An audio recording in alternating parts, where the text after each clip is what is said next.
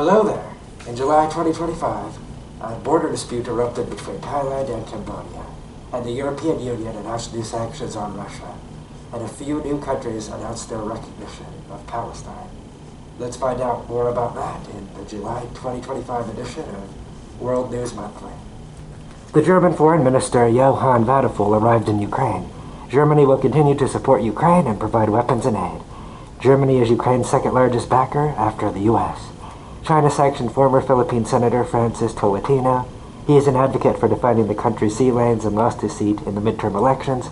He calls the sanctions a badge of honor and vows to keep on fighting. Koya Kolas, the European Union's top diplomat, said China needs to rebalance its trade relations with Europe and end its distortive practices. Russia became the first nation to recognize the Taliban as the legitimate government in Afghanistan. It accepted their first ambassador, Gul Hassan Hassan. Russia previously removed its designation of the Taliban as a terrorist group in April of this year. German Foreign Minister Johann Vadeful and Chinese Foreign Minister Wang Yi met in Berlin. Yi calls for the countries to build a reliable strategic partnership. They are the second and third largest economies in the world.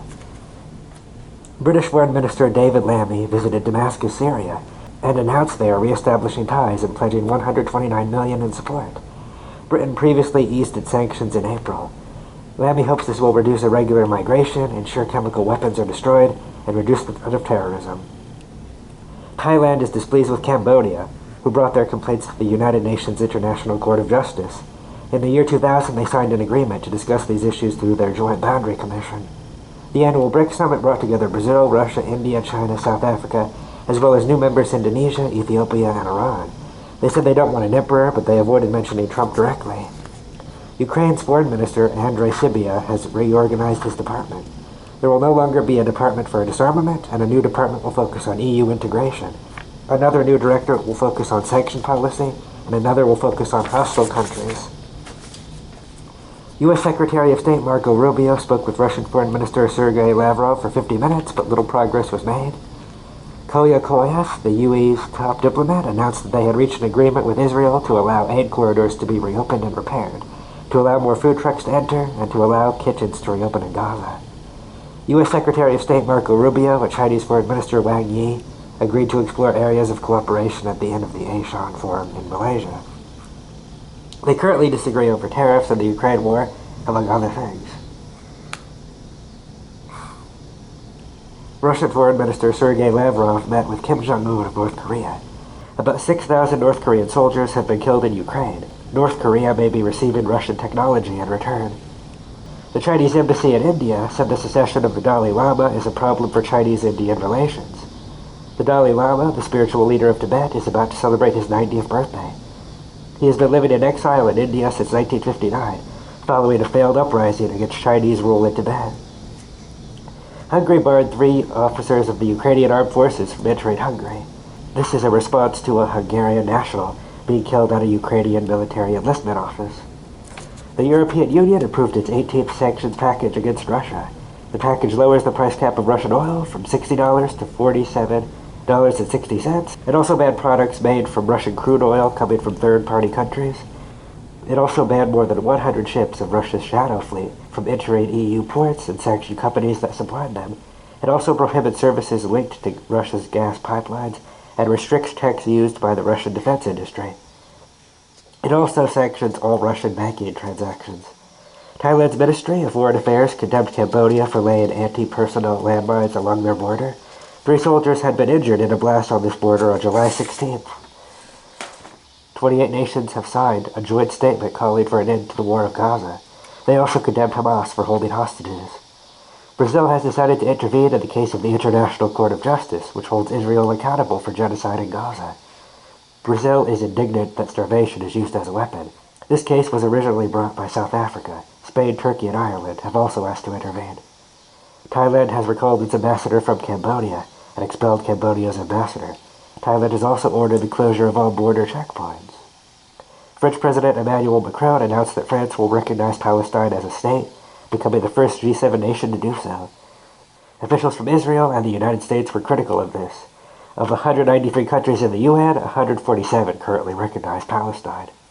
China and the European Union reached an agreement. They agreed to address climate change and to establish an export control dialogue mechanism to safeguard their supply chains. The Cambodian armed forces fired artillery at civilian homes in Thailand. Prime Minister Mark Carney announced that Canada will also recognize Palestine as a state. British Prime Minister Starmer announced that the United Kingdom will also recognize Palestinian statehood if Israel does not agree to a ceasefire.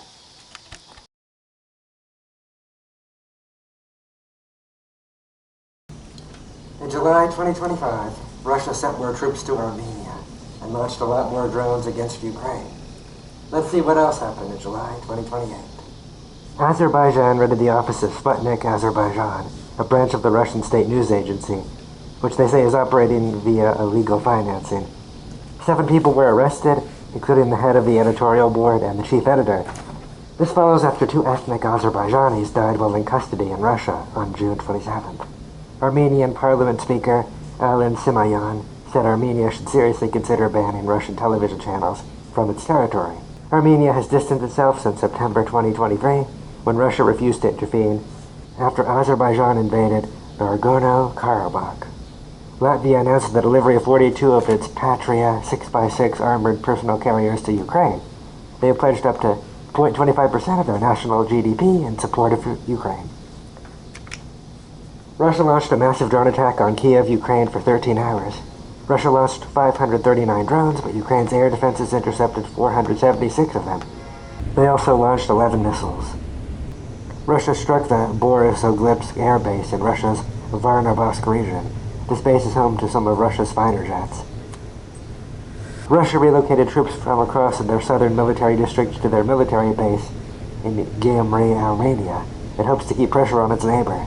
Armenia denied this, but Ukraine's intelligence published a telegram of a Russian general ordering it. Donald Trump has decided to resume sending weapons to Ukraine. Estonia demanded that the European Union sanctions package include a lower price cap on Russian oil. This draft proposed reducing the price from $60 to $45 per barrel. Some countries were worried how this would harm their economy, but Estonia isn't budging. Russia launched hundreds of drones into Kiev, Ukraine. Donald Trump has agreed to resume weapons deliveries to Ukraine. In this arrangement, he will sell weapons to NATO allies, which they will send to Ukraine. On Friday evening, Russia fired hundreds of drones into Kiev, Ukraine. Many residents took shelter underground.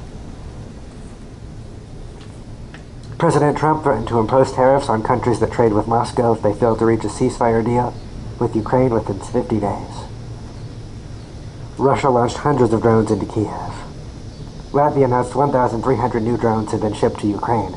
So far this year, over 12,000 Latvian-made drones have been delivered to Ukraine. Russian and Ukrainian delegates met for talks in Istanbul, Turkey, which lasted barely an hour. Neither side expected much. They did agree to swap prisoners, and Russia offered to transfer bodies of fallen Ukrainian soldiers. Some hoped to set up a meeting between Presidents Putin and Zelensky, but this was premature. Russia demands that Ukraine become a neutral state with a small military and is kept out of NATO, but the Western allies will not accept this.